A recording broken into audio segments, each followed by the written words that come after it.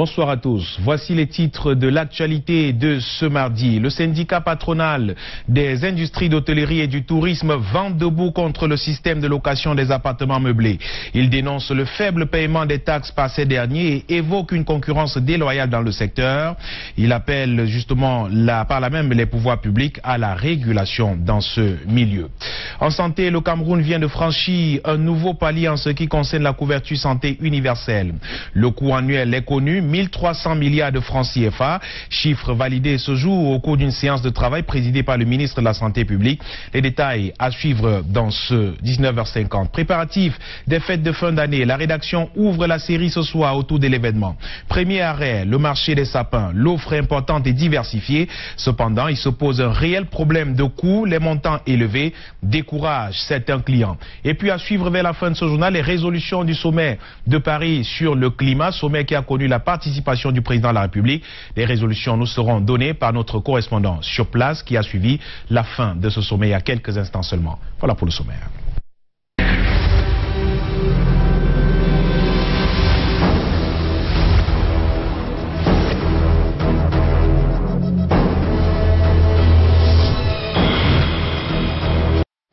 Bienvenue au 19h50. 7,7 milliards de francs CFA pour faire du débarcadère du marché de poissons de Youpé un lieu moderne de production et de commercialisation du poisson en Afrique centrale.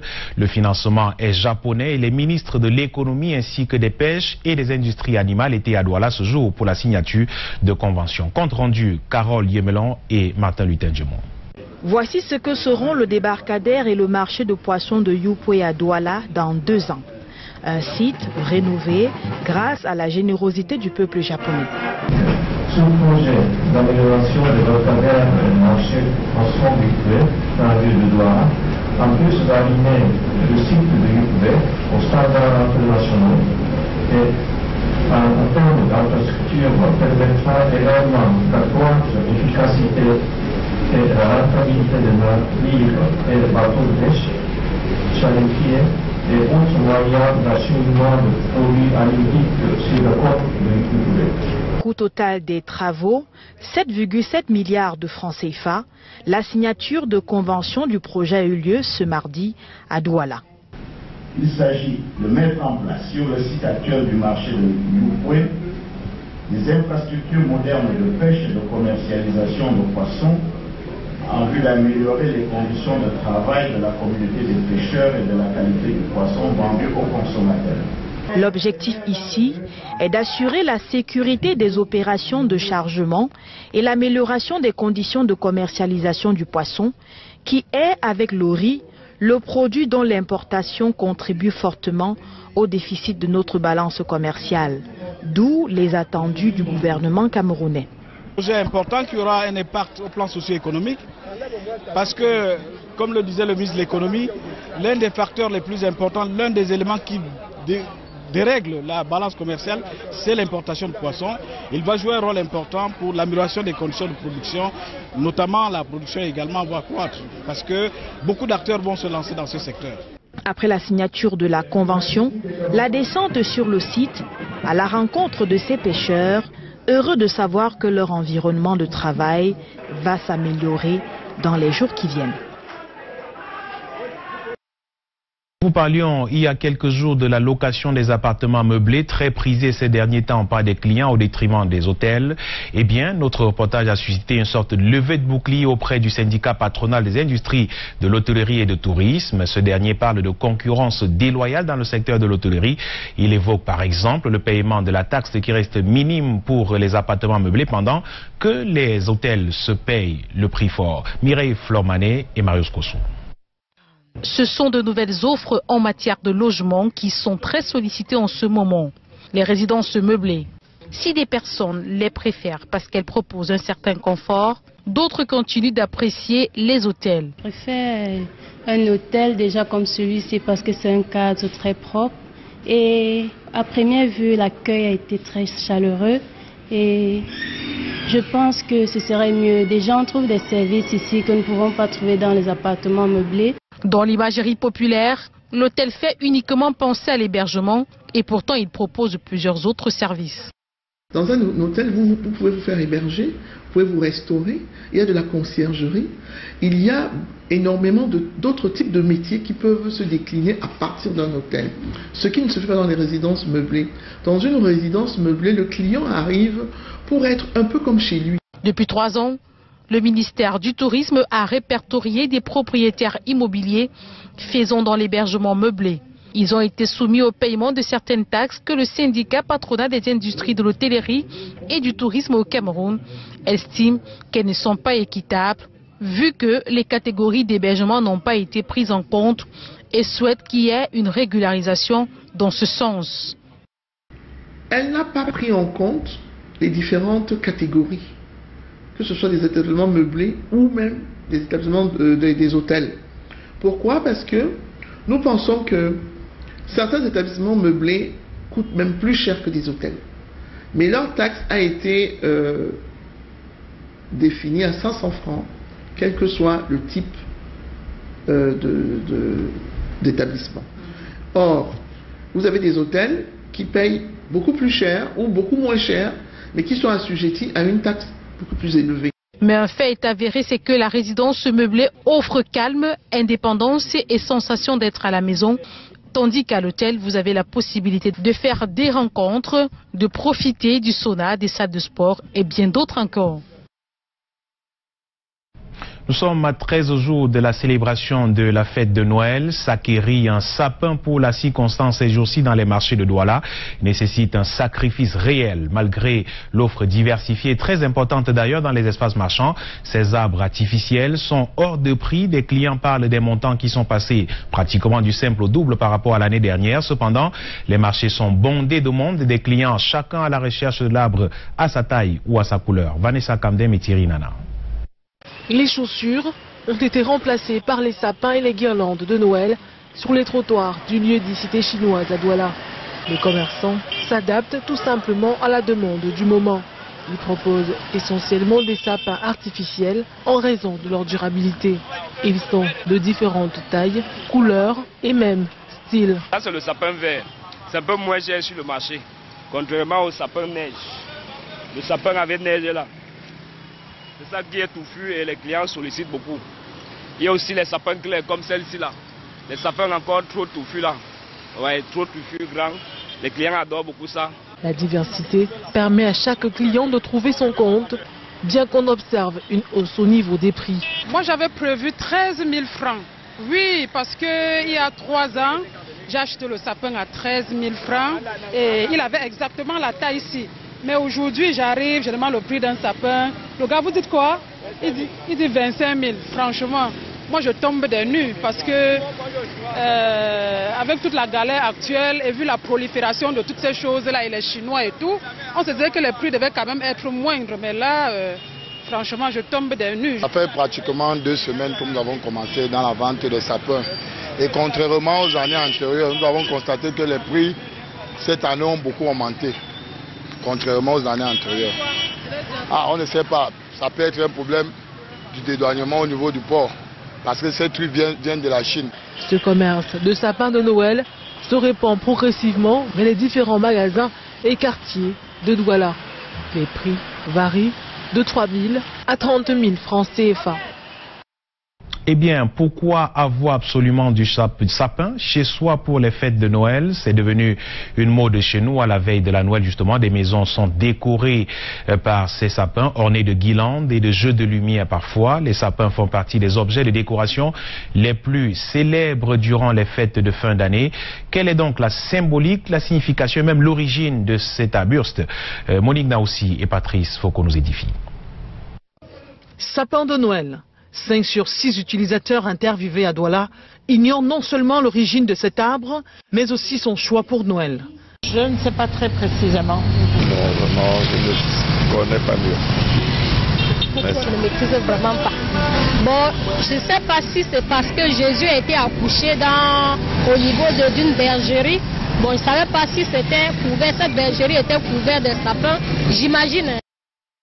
Pour ces derniers, le sapin est un ingrédient incontournable pour la fête de Noël. Ça signifie beaucoup de choses pour les enfants et surtout au pied du sapin de trouver les cadeaux que le Père Noël aura déposés. Quand nous mettons les sapins de Noël chez nous, ça veut dire que nous accueillons l'enfant Jésus dans notre maison. D'après une approche anthropologique, le sapin de Noël n'est pas culturellement africain.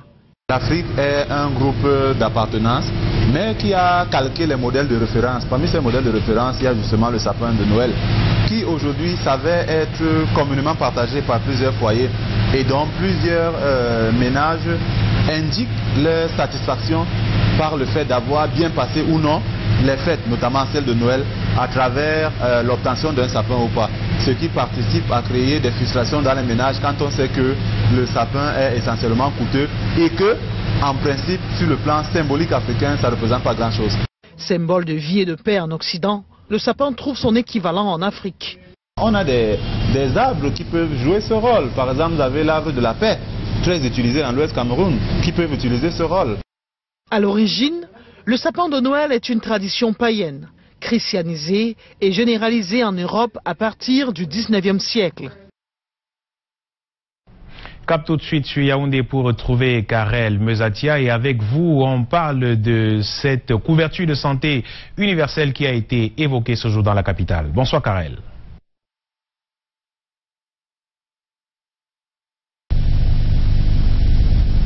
Bonsoir, on s'intéresse à ce qui est désormais appelé l'affaire Mekulu-Vondo. Chantal Roger Tuileux. Pour commencer, le directeur de publication du journal La Tribune de l'Est a entamé depuis ce matin la grève de la faim, lui qui sollicite le secours des représentations diplomatiques. Les détails dans ce sujet réalisé par Michel Foucault et Boubangamna. 11h ce matin, nous sommes à l'entrée de l'ambassade des États-Unis au Cameroun. Les yeux hagards, assis à même le sol, Roger Chantal Tuileux dit observer une grève de la faim. L'ambassadeur des États-Unis nous a reçus, nous a fait recevoir par la chargée des affaires politiques, par le chargé des choses sécuritaires également. Sous une chaleur accablante, même la nature est contre les pancartes du directeur de publication, qui visiblement est décidé d'aller jusqu'au bout de sa logique. Ça va aller jusqu'à ce que mort s'en suive. La vie, pour moi, ne vaut plus la peine si on ne peut même plus dire la vérité au peuple. Après l'ambassade des États-Unis, Roger Chantal Tuileux s'est déporté du côté du Centre pour les droits de l'homme et la démocratie en Afrique centrale, où il affirme avoir le soutien de sa tutelle dans cette affaire qu'il oppose au directeur général de la CNPS. Le ministre Issa Tibouma de la communication, qui nous a soutenus à tous les instants dans cette affaire, a dit que nous pouvons le citer, nous pouvons aller à l'ambassade des États-Unis, que c'est trop ce genre d'exaspération, ce genre de provocation, qu'on ne peut pas provoquer un journaliste qui a donné toutes ses preuves et on ne peut pas amener quelqu'un à Koningui pour un délit de preuve. Pas moins de 5 procès à Douala et Yaoundé contre lui. Tuileux se retrouve abandonné par son propre conseil. Ils ont acheté 3 de mes avocats qui ne viennent plus, qui m'ont déclaré ce matin qu'ils n'ont plus mes documents, qu'ils ne viennent plus au procès.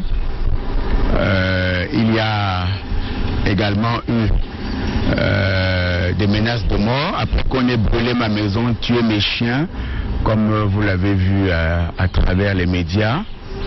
Il y a eu maintenant la décision de me faire arrêter pour m'enfermer à Koningui. Simple superfuge pour échapper à la justice camerounaise ou cri de détresse, difficile à savoir dans ce feuilleton qui ne rassure pas le directeur de publication de la Tribune de l'Est.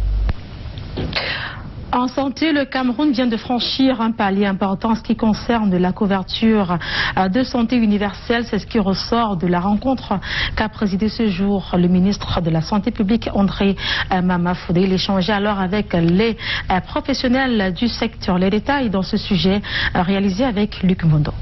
Le Cameroun vient de franchir une étape décisive en ce qui concerne la couverture sanitaire universelle. Le coût annuel a été validé à l'issue de cette rencontre entre le ministre de la Santé publique et les professionnels du secteur santé. Sur la base du paquet de base de soins et de services qui est composé de 185 interventions plus 101 sous-interventions. Le coût sur lequel nous nous acheminons est de l'ordre de 1300 milliards et qui devrait donc pouvoir satisfaire les divers domaines de la médecine interne. Des études préalables ont été menées, à savoir la capacité de contribution des Camerounais et la part restante qui devra être mobilisée par l'État. Le projet sera par la suite présenté au gouvernement, puis proposé à la haute hiérarchie pour qu'elle décide en temps opportun de l'orientation à suivre. À la question de savoir qu'est-ce qui va changer. La santé universelle va assainir tout le milieu sanitaire. Déjà, nous normalisons la prise en charge parce que chaque intervention est soutenue par un protocole de prise en charge. Ce protocole comprend le coût de la consultation, les médicaments qu'il faut donner, le coût des prestataires et autres. Ça va aussi obliger à chacun d'améliorer la qualité des services. Autre chose, le milieu pharmaceutique sera assaini. Juste après ces travaux, le ministre André Mamafouda s'est rendu à l'hôpital central de Yaoundé où il a procédé à l'ouverture des journées à portes ouvertes de cette formation hospitalière. Occasion donc pour le grand public de venir découvrir le savoir-faire des personnels et les équipements dont il dispose. Bertrand Tassé, Arnaud de Fac. Déclare ouvert.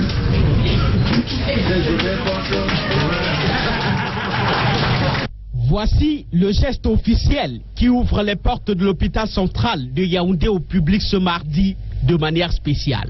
Au bout de la traversée de ce ruban symbolique, un boulevard décoré de chapiteaux, près d'une centaine pour autant de spécialités en expression.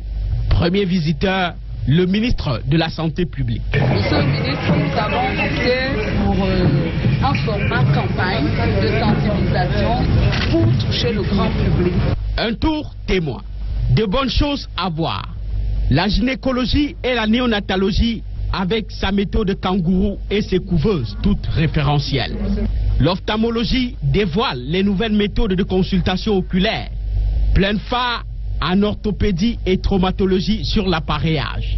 À chaque stand, son savoir-faire illustré.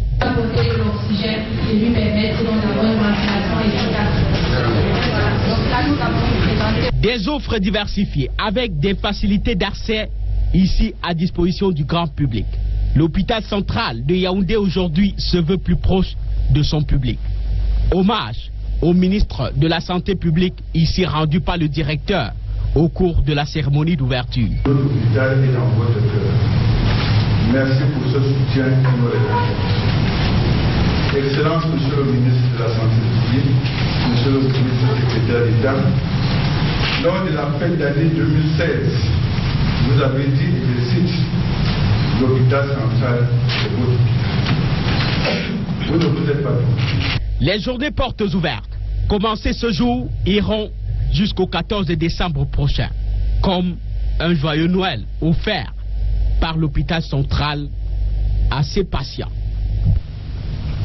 Dans l'actualité, le Cameroun abrite depuis ce mardi la deuxième conférence internationale sur l'urbanisation durable au Canada, en Chine et en Afrique. Le FECOM, principal partenaire financier des villes camerounaises depuis 40 ans, a organisé une session spéciale ayant pour thème financer les villes durables. Une occasion pour les spécialistes de débattre des stratégies à développer et des actions à mener pour accroître les ressources financières des villes africaines. Je vous propose donc d'écouter tour à tour Soman François, le premier vice-président du CUUC, et Camille Akwa, directeur général du FECOM. Ils s'expriment au micro d'Alain Gislain Kanga et Constant Kamga.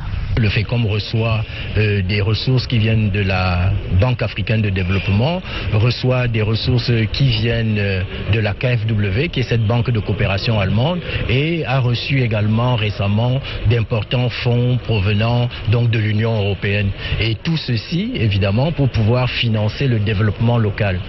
Il faut que nous sachions comment faire en sorte que nous puissions valoriser notre terroir. Il y a un cas, j'étais à Abidjan encore il y a 10 jours lors du sommet Union européenne-Afrique. Et en marge de ce sommet, il y avait la rencontre avec les magistrats municipaux africains et de l'Union européenne. Et nous parlions de l'économie locale. L'économie locale suppose que nous puissions trouver dans nos communes qu'est-ce qui peut rapporter l'argent. La BICEC souffle sur sa 55e bougie. Le top management face à la presse a dressé le bilan de ce qui a déjà été fait jusqu'ici au service des clients et partenaires et évoqué le volet perspective. L'essentiel à retenir, la BICEC se porte plutôt bien. Les détails dans ce sujet réalisé avec Hubert Noutier. Nous sommes prêts à travailler avec des panafricains. Face à la presse, le top management de la Banque internationale du Cameroun pour l'épargne et le crédit, BICEC, présente au public la dimension festive de la nouvelle vision de la BICEC qui a 55 années d'existence, à savoir la campagne anniversaire. Autant d'années qui ont permis à la BICEC d'évoluer sur plusieurs plans. La dénomination est passée de BICIC à BICEC. Le nombre de clients aujourd'hui est estimé à plus de 380 000. Le nombre d'agences est passé à 39, entre autres. Après une année 2016 marquée par des comptes négatifs liés à la fraude, la banque assure une lancée positive. Aujourd'hui, nous avons 600 milliards de dépôts pour 500 milliards de crédits. Nous allons avoir aujourd'hui un PNB en 2017 de 66 milliards, donc des résultats importants, et nous attendons un résultat net de l'ordre de 7 milliards cette année. Donc les chiffres de la BICEC sont bons, il n'y a aucune inquiétude à avoir quant à la solidité financière de la BICEC. C'est donc une banque plus forte, plus transparente et plus proche de ses clients qui est présentée au public. Le but étant de rassurer les clients et les partenaires. Ces chiffres montrent que la banque a retrouvé sa place de leader dans le paysage bancaire, aussi bien au Cameroun que dans la zone CEMAC. Cette troisième conférence de presse est en outre l'occasion de démentir et taire les mauvaises rumeurs sur un certain nombre d'informations qui ont circulé dans les réseaux sociaux, notamment en ce qui concerne la démission du directeur général.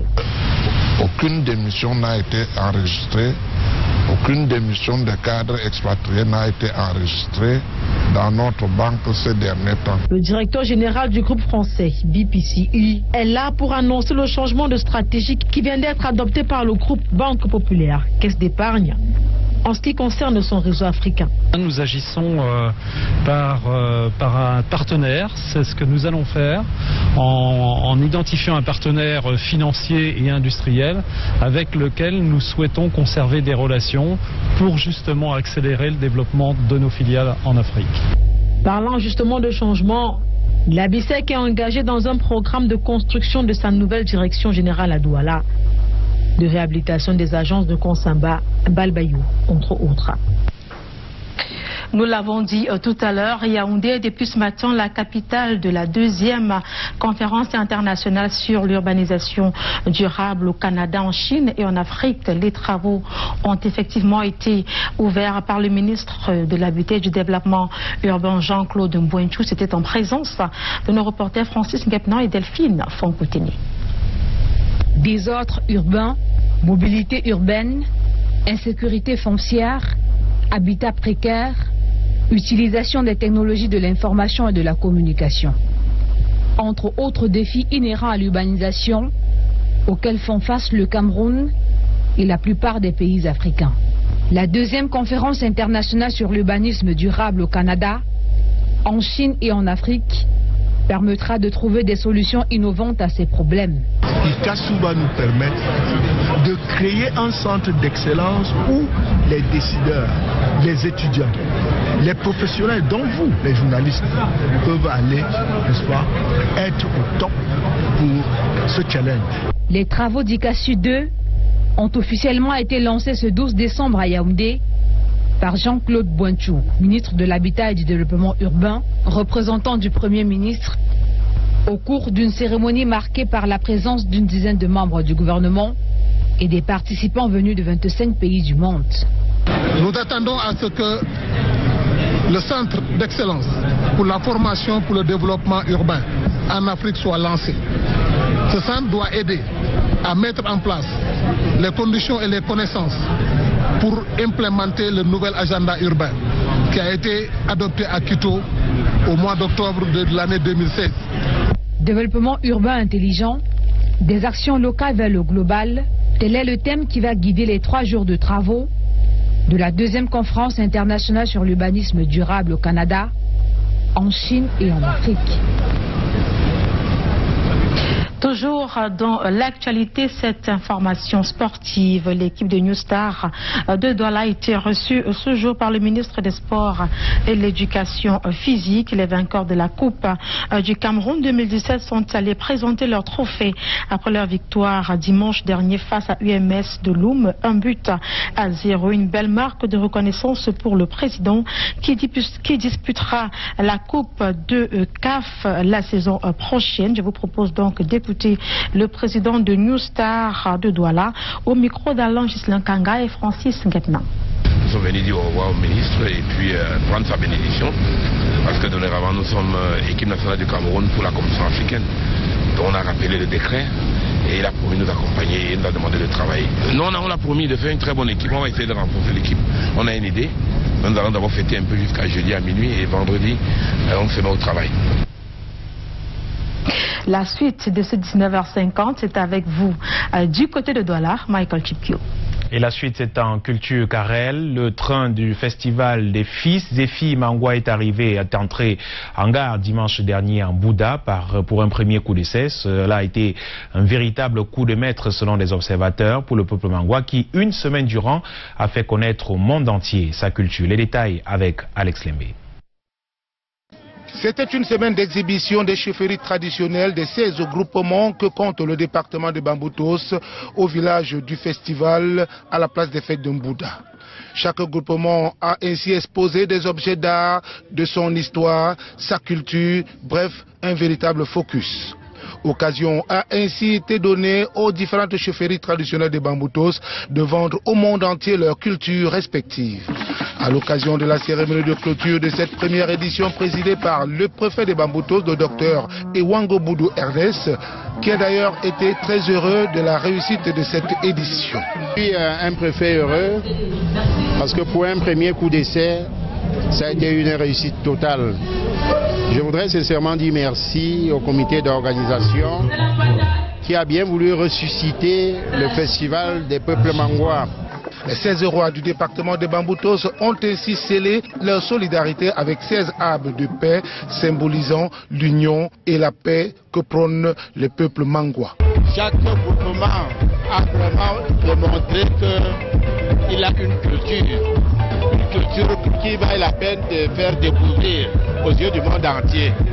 Maintenant, il s'agit de raffermir les choses et de prouver que les Mangwa ont une culture spécifique. Quand le Cuifo Mangwa 1 réussit de cette manière, nul doute que le Cuifo Mangwa 2 aura les mêmes résonances. Pour le maire de la commune de Mbouda, le docteur Ngoula Kenlak Roger, l'hôte de cette édition d'essai qui a connu un succès total, c'est la réussite de Dieu et non celle des hommes. Rendez-vous a été donné pour l'année prochaine et un appel a été lancé. Tous les fils Mangwa de venir vivre les merveilles culturelles que regorge le département de Bamboutos. Que ses membres ont en partage et qui fondent son identité. Il en est ainsi des composantes linguistiques et sociologiques qui contribuent par leur vision du monde à forger un destin pour la communauté et bâtir son développement sur la base de ses spécificités au sein de la grande famille nationale. Exit donc cette première édition d'essai et bienvenue à la deuxième édition qui est immédiatement entrée en chantier.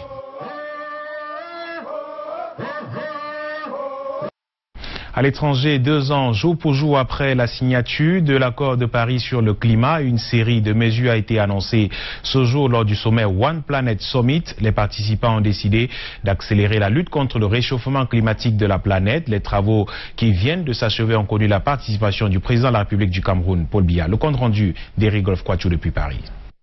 Réunion de haut niveau en marge du sommet One Planet Summit à Paris en France.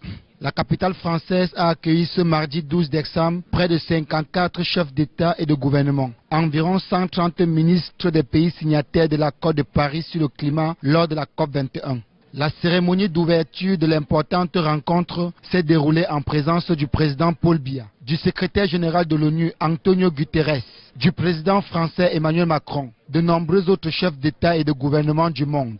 Organisée conjointement avec l'Organisation des Nations Unies et le groupe de la Banque mondiale avec le soutien de plusieurs partenaires internationaux, le sommet mondial sur le climat One Planet Summit visait à traduire en actions concrètes les engagements pris lors des conférences sur le climat à Paris, à Marrakech et à Bonn, en insistant en particulier sur le rôle de la finance publique et privée dans la lutte contre les effets du changement climatique. Prenant la parole à la tribune pour l'ouverture des travaux, le président français Emmanuel Macron a fait deux constats. On est en train de perdre la bataille. Alors ceux qui étaient avant nous avaient une chance. Ils pouvaient dire on ne savait pas. Et c'était vrai. Ce que nous entamons aujourd'hui, c'est le temps de l'action, parce que l'urgence est devenue permanente. Et le défi de notre génération, c'est d'agir, agir plus vite. Au terme des travaux de ce sommet de haut niveau, 12 engagements internationaux pour le climat ont été annoncés. Cette série d'engagements va des stratégies de riposte aux événements extrêmes, à la protection des ressources naturelles, en passant par des mesures en faveur des véhicules électriques et des initiatives du secteur financier pour favoriser les économies décarbonées. Un comité de suivi associant la France, les Nations Unies et la Banque mondiale devrait faire un point étape sur les engagements pris. Ce premier bilan pourrait intervenir en septembre 2018 lors du sommet des acteurs non étatiques organisé en Californie. Avant la tenue de ce sommet de haut niveau, le président de la République, son Excellence Paul Biya, a pris part au déjeuner offert par le président français Emmanuel Macron en l'honneur des chefs d'État et des délégations.